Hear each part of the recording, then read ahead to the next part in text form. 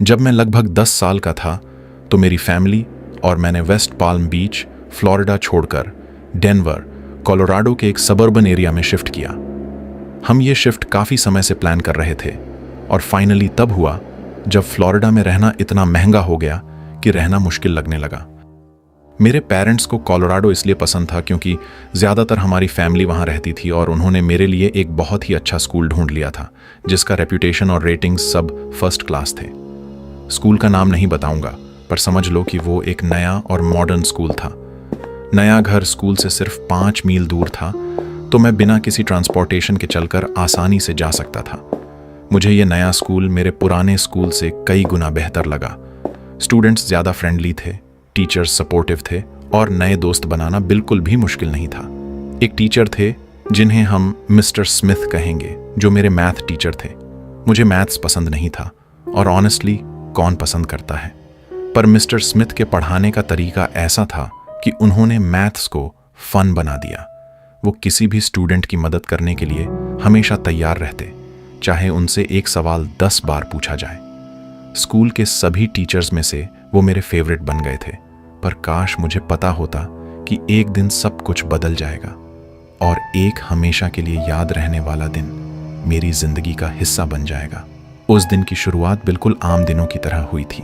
ये एक शुक्रवार था, स्प्रिंग ब्रेक के पहले का आखिरी दिन। मैं अपनी दूसरी आखिरी क्लास अंग्रेजी मेन था। सब कुछ नॉर्मल लग रहा था, तभी अचानक प्रिंसिपल का आवाज स्पीकर पर गूंजता है, ध्यान दो, कोड रेड, सभी स्टूडेंट्स तुरंत अपने क्लासरूम्स में चले जाएं। उस एक अनाउंसमेंट ने पूरे स्कूल को जैसे एक ठंडे डर में डुबो दिया। मुझे याद है हमारी क्लास के किसी भी स्टूडेंट ने पहले कभी रियल लॉकडाउन का एक्सपीरियंस नहीं किया था। सब एक कोने में जाकर चुपचाप बैठ गए। कुछ स्टूडेंट्स डर के मारे रोने लगे। हमारी इंग्लिश टीचर ने हमें शांति बनाए रखने और बिल्कुल आवाज न करने को कहा, पर वो सन्नाटा इतना गहरा था कि उसमें हर एक हार्ट बीट सुनाई दे रही थी। तभी मैंने एक अजीब सी चीज महसूस की। हॉलवे से कुछ भारी फुटस्टेप्स ऑन की आवाज आ रही थी। वो आवाज धीरे धीरे हमारे क्लासरूम की तरफ बढ़ रही थी। मैं बैकडोर के सबसे करीब था, इसलिए वो फुटस्टेप्स बिल्कुल क्लियर थी। क्यूरियोसिटी के मारे मैंने डोर के छोटे से ग्लास विंडो से झांक कर देखा। एक आदमी ऑल ब्लैक कपड़ों में हुडी पहने हुए हॉलवे में चल रहा था। उसका चेहरा दिखाई नहीं दे रहा था, पर उसका प्रेजेंस ही इतना हैवी और अनसेटलिंग था कि मेरी सांसें थम गईं। तभी जाने कैसे उस आदमी का सिर मेरी तरफ घूम गया। उसने मुझे देख लिया था। एक मोमेंट के लिए मेरा दिल रुक गया। वो आदमी सीधा डोर की तरफ आया और जोर जोर से डोर पे पाउंडिंग करने लगा। हमारी पूरी क्लास एक साथ चिल्लाई। कुछ स्टूडेंट्स और जोर से रोने लगे। वो आदमी अपनी पूरी शक्ति लगाकर डोर तोड़ने की कोशिश कर रहा था। एक पल के लिए ऐसा लगा कि शायद वो अंदर आ ही जाएगा, पर थैंकफुल वो डोर बुलेट प्रूफ था और इतना स्ट्रांग था कि उससे तोड़ना मुश्किल था। लेकिन वो पाउंडिंग और किक्स के शोर ने हमें और ज्यादा डरा दिया। वो चिल्लाने लगा और फिर एकदम से रुक गया। शायद उसने समझ लिया कि वो डोर नहीं तोड़ सकता। धीरे धीरे उसके फुटस्टेप्स हॉलवे से दूर चले गए। थोड़ी देर बाद प्रिंसिपल का आवाज वापस स्पीकर पर आया, ऑल क्लियर, सभी स्टूडेंट्स अपने क्लासरूम्स में सेफ हैं। पर असली सच अभी बाकी था। बाद में हमें पता चला कि वो आदमी एक नियर बाई गैस स्टेशन में घुस गया था और वहां एम्प्लॉई को गोली मार दी थी। और स्कूल में उसने 4 लोगों को गोली मारी थी, 2 स्टूडेंट्स और 2 टीचर्स को। एक उन टीचर्स में मिस्टर स्मिथ भी थे। मुझे याद है मिस्टर स्मिथ को इमरजेंसी में हॉस्पिटल ले जाया गया था। मैंने अपने आप को तसल्ली दी कि वो ठीक हो जाएंगे, लेकिन 2 दिन बाद उनका देहांत हो गया। एक्सेसिव ब्लड लॉस की वजह से उनकी जान नहीं बची। अब तक मुझे नहीं पता कि उस आदमी को पकड़ा गया या नहीं, पर एक चीज जो कभी नहीं बदलेगी वो है मिस्टर स्मिथ की यादें। उनका चीयरफुल एटीट्यूड और काइंडनेस हम सब के दिलों में अमर रहेगा। उनका जाना एक ऐसे स्कूल के लिए एक बड़े दुख का कारण बन गया जो उन्हें सिर्फ एक टीचर नहीं, एक फैमिली मेंबर की तरह मानता था। ये कहानी तब की है जब मैं हाई स्कूल में फ्रेशमैन था, और ये अब तक का सबसे डरावना पल है जो मैंने अपनी लाइफ में फेस किया। ये लगभग स्कूल के शुरू होने के 1 महीने बाद का वक्त था और वो एक शुक्रवार का दिन था। मुझे याद है कि मैं अपनी दूसरी घंटे की क्लास में था, जो गणित की क्लास थी, और उस दिन परीक्षा थी। तब मैं गणित में काफ़ी अच्छा था और मैंने टेस्ट जल्दी ख़त्म कर लिया।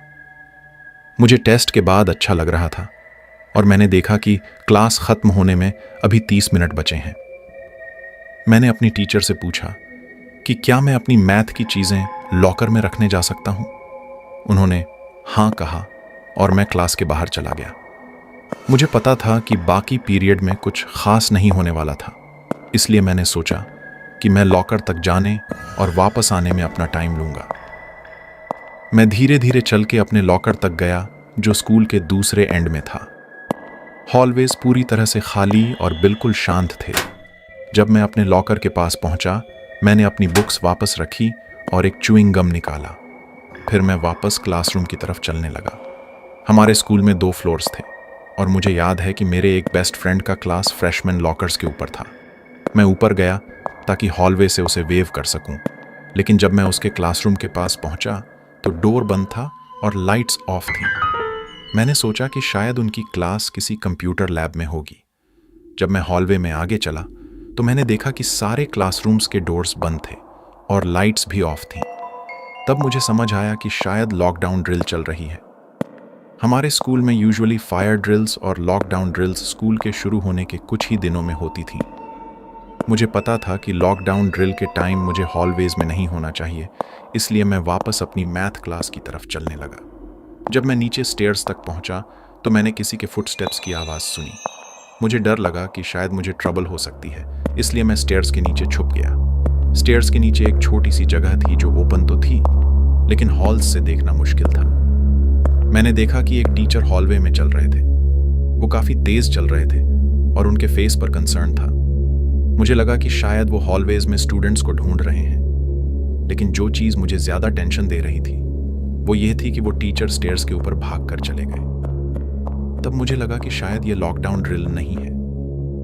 मैंने वापस अपनी क्लास की तरफ चलने का डिसाइड किया।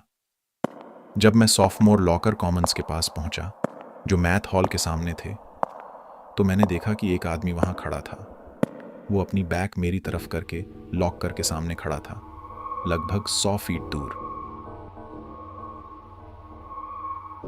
मैंने उसे पहचाना नहीं और वो किसी टीचर या स्टाफ मेंबर की तरह बिल्कुल नहीं लग रहा था।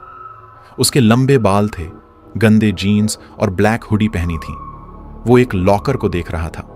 मैं 1 सेकंड के लिए स्टन्ड खड़ा रहा। मुझे समझ नहीं आया कि उसने मुझे सुना है या नहीं। मैं वापस मुड़ने ही वाला था कि उस आदमी ने अचानक अपने हाथ से लॉकर को जोर से मारा और फिर मुड़ने लगा।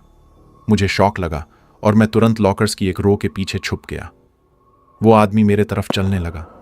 मैंने नीचे झुककर अपनी सांस रोक ली।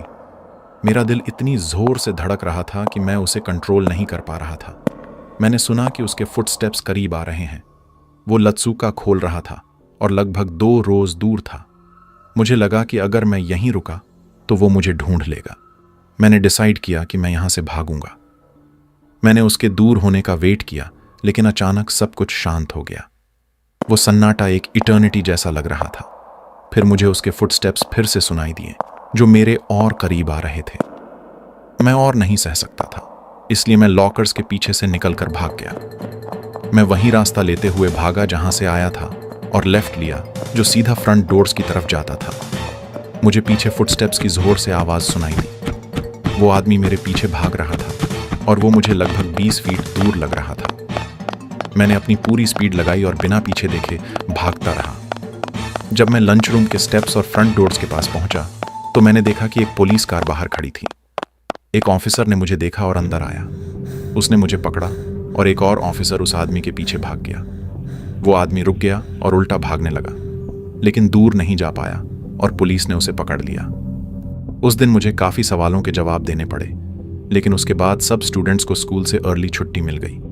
बाद में पता चला कि वो आदमी ड्रग्स के इन्फ्लुएंस में था और लॉकर्स तोड़कर चोरी करने की कोशिश कर रहा था। मेरी टीचर और प्रिंसिपल मुझसे गुस्से नहीं थे, बल्कि वो खुश थे कि मैं सेफ हूं। यह बात लगभग 5 साल पहले की है, जब मैं 8वीं कक्षा में था और मिडिल स्कूल में पढ़ता था। उस दिन एक नॉर्मल सा दिन था। सब कुछ यूजुअल लग रहा था। 5वीं पीरियड चल रहा था और मुझे बाथरूम जाने की ज़रूरत पड़ी। मैंने अपनी टीचर से बाथरूम जाने की परमिशन मांगी और उन्होंने हाँ कह दिया। मैं क्लासरूम से बाहर निकला और हॉलवे से होते हुए बाथरूम तक गया। हॉलवे काफ़ी सूना सूना सा लग रहा था, लेकिन मैंने ज़्यादा ध्यान नहीं दिया। जैसे ही मैं बाथरूम पहुंचा, एक स्टॉल में जाकर डोर बंद कर लिया और रिलैक्स्ड हो गया। मुश्किल से 30 सेकंड ही हुए होंगे कि अचानक बाथरूम का डोर खुलने की आवाज़ सुनाई दी।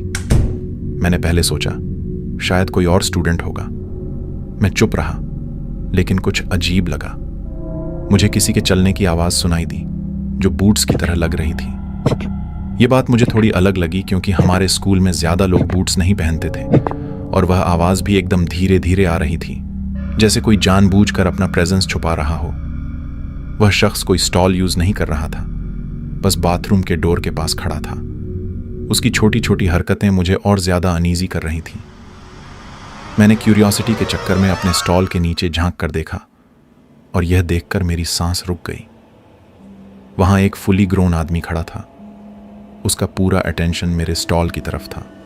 उसने देखा कि मैंने उसे देख लिया है और फिर बिना किसी हेजिटेशन के वह सीधा मेरे स्टॉल की तरफ चलकर आया। वह आदमी मेरे स्टॉल पर जोर जोर से नॉक करने लगा। हर नॉक के साथ मुझे लग रहा था कि अब दरवाज़ा टूट जाएगा।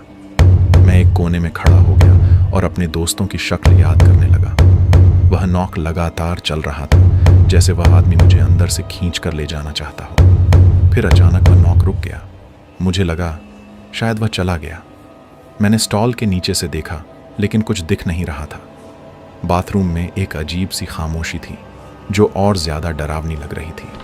फिर मुझे बाथरूम का डोर खुलने और बंद होने की आवाज़ सुनाई दी। मैं वहाँ कुछ देर तक छुपा रहा और डर के मारे हिल भी नहीं रहा था। मैं अपने फ़ोन को अनलॉक करके अपने दोस्त को कॉल करने ही वाला था कि तभी स्कूल के इंटरकॉम से एक अनाउंसमेंट होने लगी। एक लेडी की आवाज़ थी जो पैनिक में लग रही थी। उन्होंने कहा कि स्कूल में हाई लेवल लॉकडाउन है क्योंकि एक ऐसे इंसान का स्कूल के अंदर होने का पता चला है जो वहाँ नहीं होना चाहिए था। मुझे अब पूरा यकीन हो गया था कि वह आदमी जो बाथरूम में था वही इस लॉकडाउन की वजह था। मैं तुरंत स्टॉल के अंदर अपने टॉयलेट सीट पर खड़ा हो गया, जैसे लॉकडाउन ड्रिल में सिखाया गया था। बाथरूम में एक एक सेकंड काटना मुश्किल हो रहा था। हर आवाज़ पर मुझे लगता कि वह वापस आ गया है। मैं करीब 10 मिनट तक वहाँ खड़ा रहा, जब तक इंटरकॉम पर अनाउंस नहीं हुआ कि लॉकडाउन ख़त्म हो गया है और अब सब कुछ सेफ है। लेकिन मुझे अब तक याद है वह चेहरा, वह डर और वह आवाज़। आज तक मैं सोचता हूँ, क्या वह आदमी जो बाथरूम में था वही था जिसकी वजह से लॉकडाउन हुआ? अगर उस दिन कुछ और होता तो शायद मैं यह कहानी कभी सुना भी नहीं पाता। यह मेरी ज़िंदगी के सबसे डरावने पलों में से एक था जो शायद मैं कभी नहीं भूल पाऊंगा।